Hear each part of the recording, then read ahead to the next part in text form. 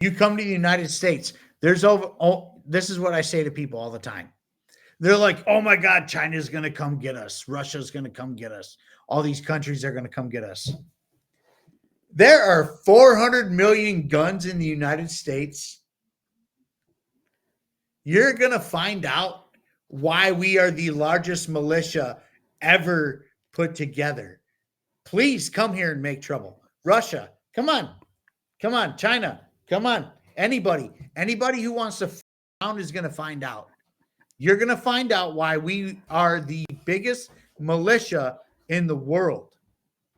And this is why the Second Amendment is so important. It has nothing to do with, oh, we need to have our guns to protect ourselves from bad guys and this, that, or the other. The Second Amendment was put in place to protect you from the government, the tyrants. It has nothing to do with protecting yourselves from your neighbor. Should you protect yourself from your neighbor? Yeah, you should. You should protect yourselves from anybody. You should protect yourselves from your own mother and father. You don't know. You don't know anything from anyone. But you're definitely not going to tell us how to defend ourselves. You're not going to do that. We're not having that here in the United States. And even if you came here seeking asylum, you have those same rights because they're given to you from God, not from DC. Amen. And this is the crazy thing that I think I have been quite affected in Australia. So we're a big island nation. We have China as part of our neighbor.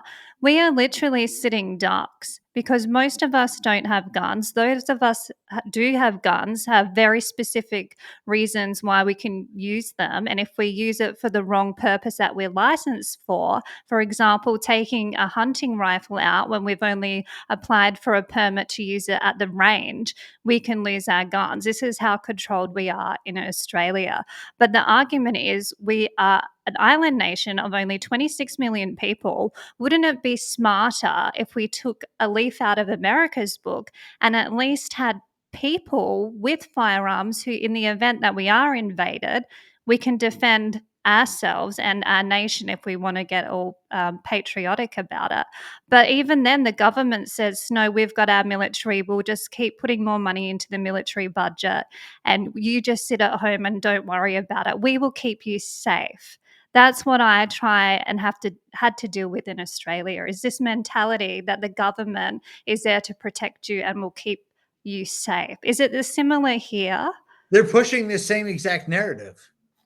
They're saying, why do you need guns? The police are going to protect you, whatever, which at this point, the Supreme Court of the United States has agreed multiple times that the state doesn't have to protect you. The police doesn't have to protect you. It's not their job. They literally have come out in multiple Supreme Court cases and said, it's not the police's job to protect you, but at the same time, want to disarm you. It's egregious. It's foul. It's vile.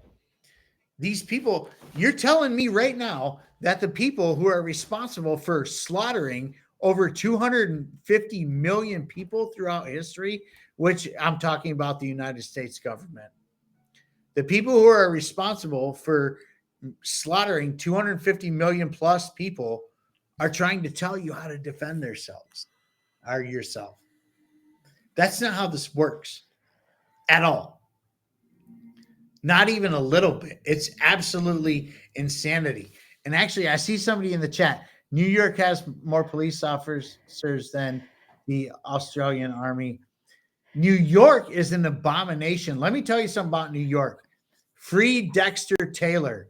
Do that. Dexter Taylor is sitting in Rikers Island for building firearms in his own home, not selling them, not doing anything wrong or anything, not buying anything illegal. And yet he's sitting in Rikers for Second Amendment violations that he did nothing wrong to. New York is a piece of shit.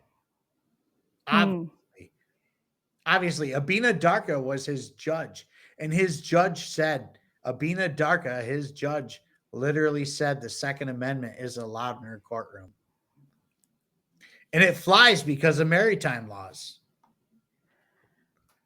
Because Okay. maritime laws can separate the states from certain things, and certain states can do certain things or whatever. And he's sitting in Rikers Island, which is a nasty prison in New York. It's vile. It's a bad place to be, for building firearms that he never sold, never gave, never shot, to anybody, never shared with anyone, anything. And he's in prison. So how does some governments like in Michigan get away with banning ghost guns or 3D printed guns? We can't even look up 3D printed blueprints on our computers in Australia. They're banned or they get flagged and we will get arrested for even looking at a blueprint of a firearm. In Western Australia, as part of the new gun laws there, you can't even have schematic drawings of any gun, which when you buy a new gun, you're shown how to replace parts, clean it, all of that. You can't have like the little booklet that comes with the gun. That's illegal material now. This is how bad it's gotten down there. So how does state governments like Michigan, when you have the Second Amendment, get away with infringing on that when it specifically says shall not be infringed? Very easily. The people allow it. The Mm. people allow it. Never forget, here in the United States, people died over a 2% tax on tea. A tariff, actually. It was a tariff. And you have people in the United States cheering on tariffs because it's going to save our country and stop us from income tax. I'm still paying income tax. As a matter of fact, I just did my taxes. I had to take an extension to do them because I'm self-employed. But like, it's because we allow it. We allow this shit to happen. People used to get tarred and feathered for taxation. People used to get hung in the streets for treason, for crying out loud. You could be literally, there was a law, and God damn it, I don't know if I can pull it up right now. There was a law here in the United States, and it probably still is, but nobody cares, that if you commit treason, you're to be hung in the streets in front of your peers.